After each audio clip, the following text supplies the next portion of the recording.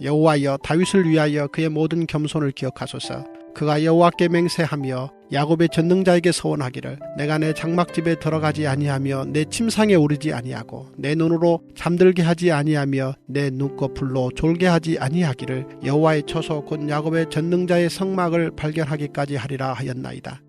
우리가 그것이 에보라다에 있다 함을 들었더니 나무밭에서 찾았도다. 우리가 그의 계신 곳으로 들어가서 그의 발등상 앞에서 엎드려 예배하리로다. 여호와여 일어나사 주의 권능의 궤와 함께 평안한 곳으로 들어가소서.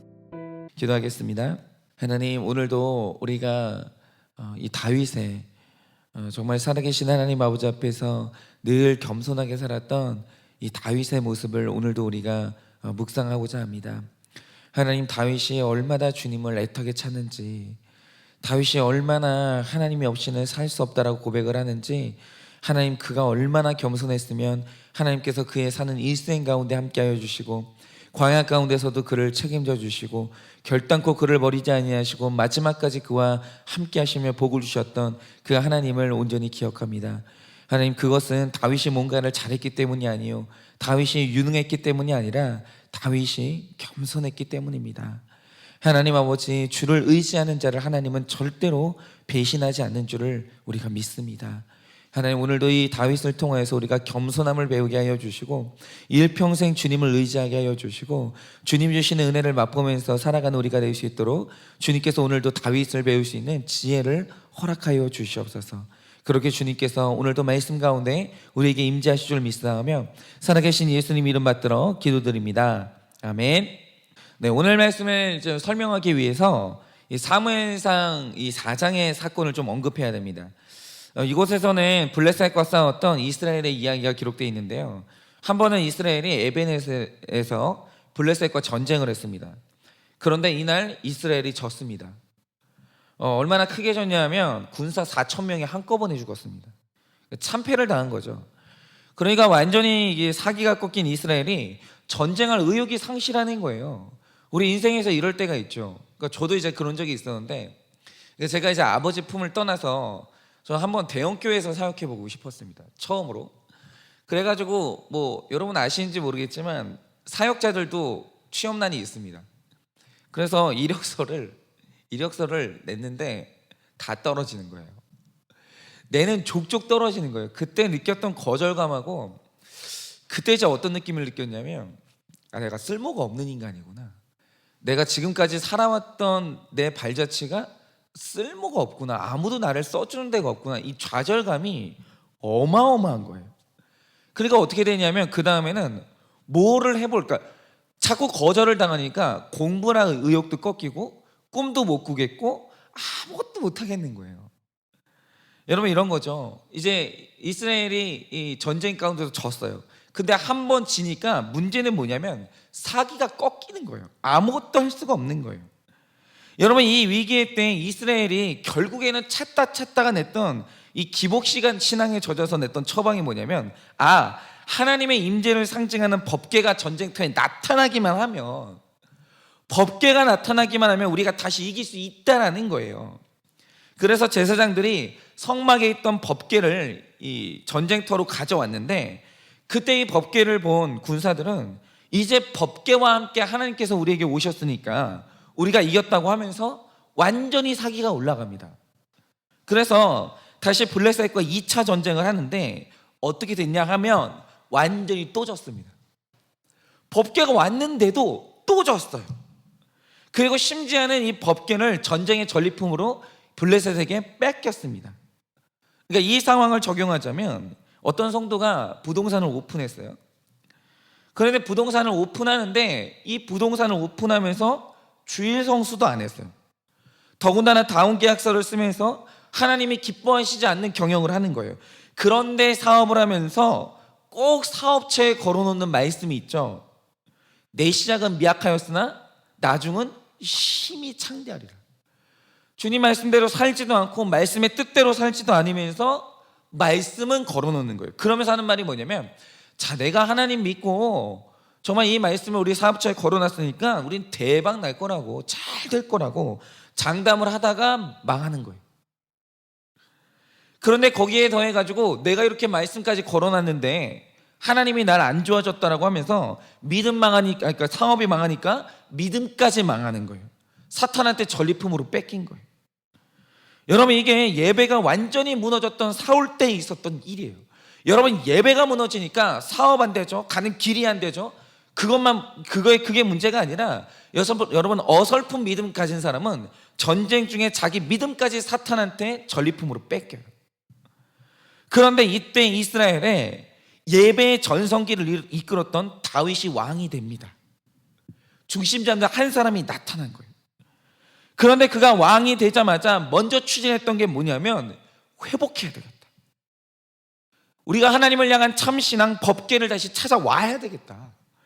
여러분, 중심 잡는 한 사람이 가정에 나타나고 교회에 나타나면 이런 회복이 추진이 돼요. 그런데 오늘 시편을 보면 다윗이 어떤 결심을 합니까?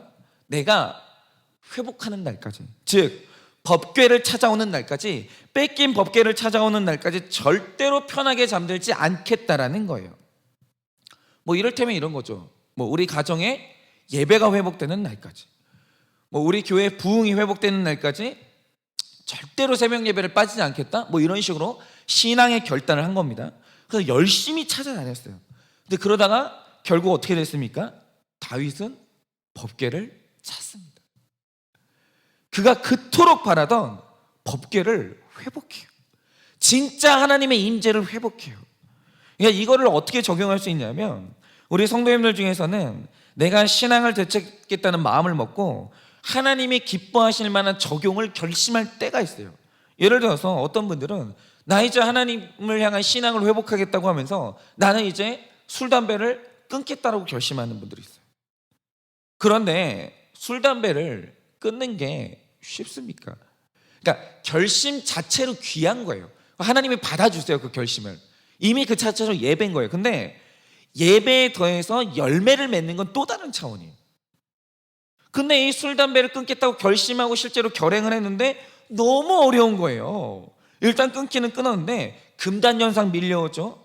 다시 하고 싶은 유혹이 밀려오죠. 사람들이 옆에서 권하죠. 그러니까 이게 뭐냐면 법궤를 찾기 전까지 느꼈던 다윗의 수고예요. 그러니까 우리가 뭔가 하나님 앞에서 열매를 맺고 회복하기까지는 이 수고가 뒤따른다는 거예요. 쉽지 않아요. 여러분, 다윗이 법궤를 찾기 전까지 나는 편하게 침상에서 자지 않겠다고 결심을 했는데 그게 쉬웠겠습니까? 정말 어느 날은 하루 정도는 편하게 좀 자고 싶은 유혹도 있고, 정말 피곤이 몰려올 때는 내가 정말 이렇게까지 해야 되나? 내가 목사도 아닌데 이렇게 유별나게 신앙생활할 이유가 있나? 왜 내가 남들은 그냥 집에서 잠을 자면서 아무렇지도 않게 숙면 취하는데 나는 새벽 예배 빠지면 왜 이렇게 나는 죄책감이 밀려와야 되나? 그렇죠. 여러분, 신앙생활 뭐 이상하게 하는 사람들은요, 예배 한번 빠지고 새벽 예배 한번 빠져도 목사가 안 갈고요. 언제나 목사님한테 잔소리 듣고 타박당하는 사람이 누구냐면 믿음 좋은 사람들이에요. 왜 나는 이렇게 신앙생활 유별나게 해야 되나? 그런 생각이 밀려온다는 거죠. 그런데 주님을 기쁘시게 하기로 결정하고 열매를 맺고자 하는 자는 이 수고의 과정을 거치게 되어 있다라는 거예요.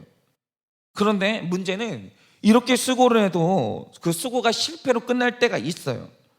결심을 했지만 술을 다시 입에 들 때가 있고, 끊었던 음란물을 다시 보게 될 때가 있고, 새벽 예배에 빠지지 않겠다고 결심을 했는데 어느 날 눈 떠보면 해가 중천에 떠 있는 거예요.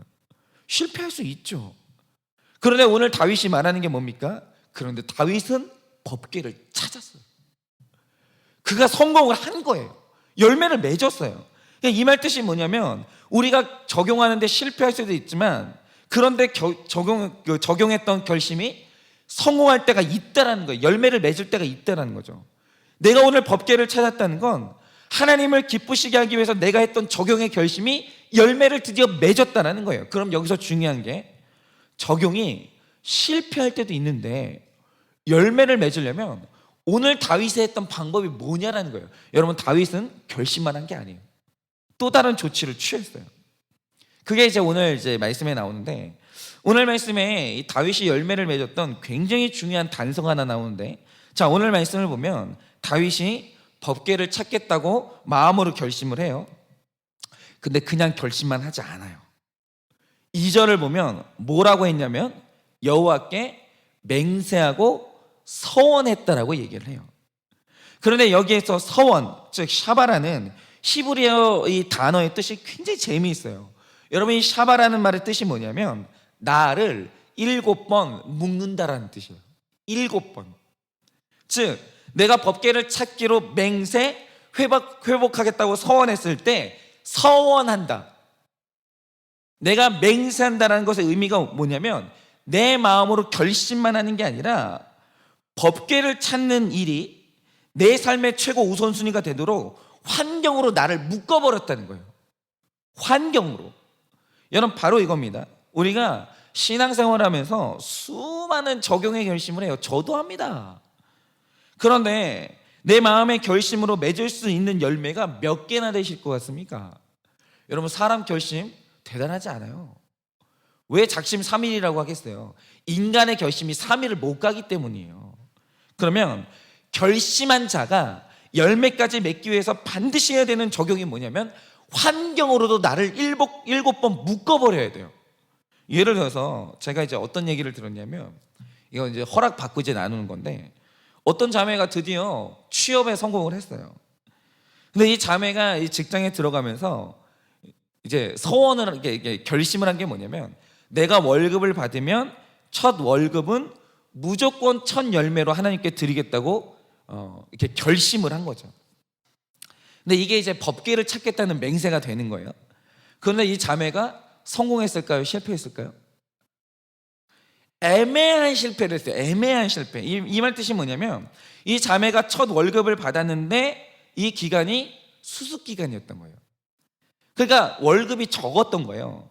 그러니까 이 자매의 마음이 어떻게 바뀌었냐면, 그러니까 그거에 상관없이 첫 열매는 액수에 상관이 없어요. 그러니까 바치면 하나님께 의미가 되는 거거든요. 그런데 이 자매가 순간 마음이 어떻게 바뀌었냐면, 이건 정식 월급이 아니야. 내 첫 열매는 정규직이 되고 나는 그 첫 열매를 하나님께 드릴 거야 라고 결심이 바뀐 거예요. 근데 문제는 뭐냐면 정규직이 되니까 일이 어마무시하게 힘들어지는 거예요. 그리고 그렇게 힘든 한 달의 노동 끝에 첫 정규직 월급을 받았는데 월급이 너무 많은 거예요. 그냥 여기서 막 생색이 밑바닥부터 올라오기 시작하는 거예요. 그래서 이 서원이 어떻게 바뀌었냐면 첫 열매를 다 드린 게 아니라 11조 포함해서 100만 원을 드리겠다라고 바뀐 거예요. 여러분, 이 첫 열매는요 반드시 드려야 되는 예물이 아니에요. 이거는 11조하고 다른 거라서 믿음의 분량에 따라서 하면은 되게 좋은 건데 안 해도 죄는 안 돼요. 이건 그냥 그런 예물인 거예요. 그냥 하나님을 기쁘시게 하겠다는 마음의 소원만큼 하면 되는 거예요. 그래서 이제 드려도 되고 안 드려도 되는데 문제는 뭐냐면 본인이 서원했잖아요. 아니, 내가 법궤를 찾아서 하나님을 기쁘시게 하겠다고 서원을 했기 때문에 이건 지켜야 되는 건데 이게 좌절된 위기가 찾아온 거예요. 내 결심이 꺾일 위기가 찾아온 거죠. 그런데 정말 감사한 게 뭐냐면 이 자매가 결심만 한 게 아니라 서원을 했어요. 이 말 뜻이 뭐냐면 환경에 나를 묶어버린 거예요. 근데 어떻게 묶었냐? 이 서원을, 내 결심을 부모님한테 오픈한 거예요. 나는 첫 열매를 드리겠다. 이렇게 환경으로 나를 한번 묶었죠. 근데 이제는 이 결심을 나만 하는 게 아니라 내 부모님도 아는 거죠.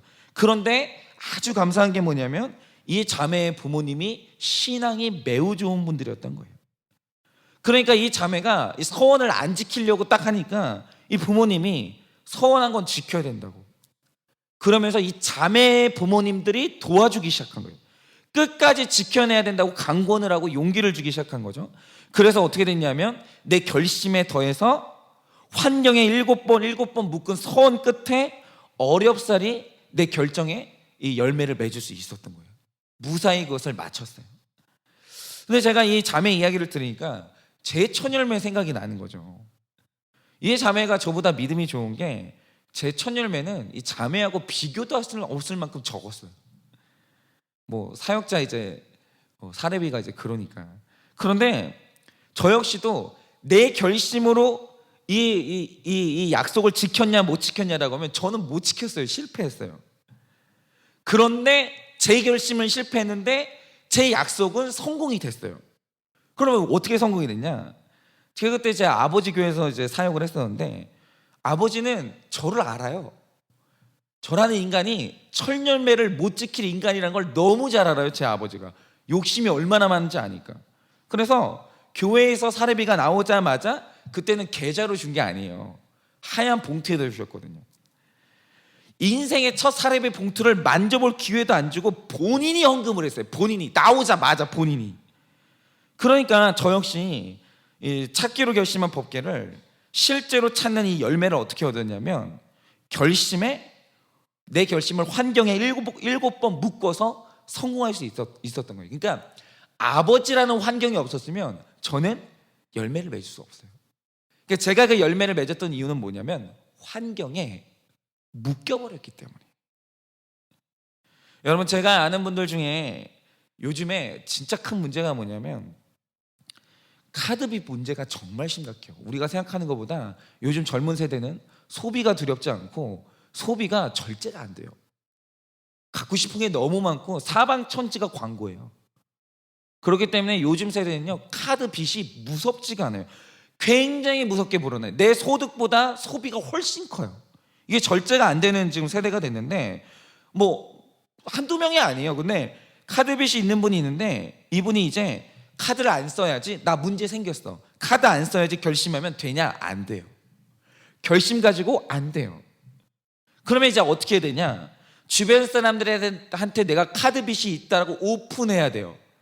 그럼 주변 사람들이 이 사람이 소비를 할 때마다 야, 너 빚 있잖아, 쓰지 마 도와줄 첫 번째 묶임이 생기는 거죠. 그리고 그 다음에 현금을 가진 만큼만 쓸 수 있는 체크카드로 바꿔야 돼요. 그런 사람들 반드시. 그리고 쓸 때마다 뭐 그런 기능들이 있거든요. 내가 카드를 쓸 때마다 누구 설정을 해놓으면 부모나 배우자나 누구한테 내가 카드 쓰는 내역들이 계속 문자로 전송되는 서비스가 있어요. 그걸 해놔야 돼요. 환경에 나를 일곱 번 묶지 않으면 절대로 못 끊어요. 여러분, 즉 우리의 결심은 혼자 힘으로는 안 되고 내 주변에 이 결심이 열매를 맺을 수 있도록 함께 해주는 환경으로 나를 묶어야, 공동체가 있어야 성공할 수 있는 거예요. 여러분에게 하나 여쭙고 싶습니다. 여러분은 어떤 신앙의 결심을 하셨습니까? 여러분, 우리 다 회복하고 싶어요. 여러분, 우리가 살면서 내 삶 가운데 회복이 필요하지 않은 사람 누가 있어요? 아무도 없어요. 여러분, 카드빚이 있는 사람은요, 카드빚 없는 건전한 재정생활로 회복하고 싶어요. 여러분, 알코올 중독이 있는 사람은요, 알코올 끊는 상태로 회복하고 싶어요. 여러분, 신앙생활이 약해진 사람, 기도가 약해진 사람 다 회복하고 싶어요. 여러분, 회복이 싫은 사람은 아무도 없어요. 그런데 오늘 말씀이 말하는 게 뭡니까? 그 결심이, 그 소원이 열매를 맺으려면 환경에 너를 묶어야 된다는 거예요. 환경에 너를 묶어야 된다는 거예요. 그러려면 구체적으로 내 결심을 나눌 가족이라는 공동체, 신앙이라는 공동체가 있어야 되는데 있냐라는 거예요. 여러분, 제가 아는 바, 제가 예전에 또 말씀드렸지만 중독은 100% 중독 물질 때문에 걸리는 게 아니라 교류가 없어서 걸리는 거예요. 여러분, 반드시 중독이 깊은 사람은 외로운 사람이에요. 공동체가 있으면 절대로 중독에 깊이 빠지지 못해요. 절대로. 그가 중독에 깊이 빠진 이유가 뭐냐면 공동체가 없는 거예요. 여러분, 왜 지금 이 중독의 시대인지 아십니까? 공동체가 산산조각 났어요. 가족 간에도 전부 방문 닫고 자기 방에 들어가 있는 거예요. 그래서 이 대가족이 참 좋은 것 같은데 어쨌든 그렇죠. 여러분, 음란물 중독에 빠진 지체들은 그걸 나누고 함께 관리해줄 고백 공동체가 있어야 돼요. 반드시 있어야 돼요. 그리고 컴퓨터를 오픈된 거실에 놓고 시간도 제한하는 구체적인 환경의 제한이 있어야 돼요. 여러분, 이렇게 오늘 이 시인이 우리에게 말해주는 건 뭐냐면 결심도 귀해요. 얼마나 귀한지 몰라요. 그 결심이 시작인데 얼마나 귀해요. 결심도 귀한데 공동체가 있어야 돼요. 내 결심을 나눌 가족 공동체가 있어야 되고 교회 공동체가 있어야 되고 어쨌든 신앙의 공동체가 있어야 돼요. 그렇게 어떻게든 나 자신을 환경에 묶으셔서 하나님이 기뻐하시는 열매를 맺는 여러분들 되시기를 예수님의 이름으로 축복을 드립니다.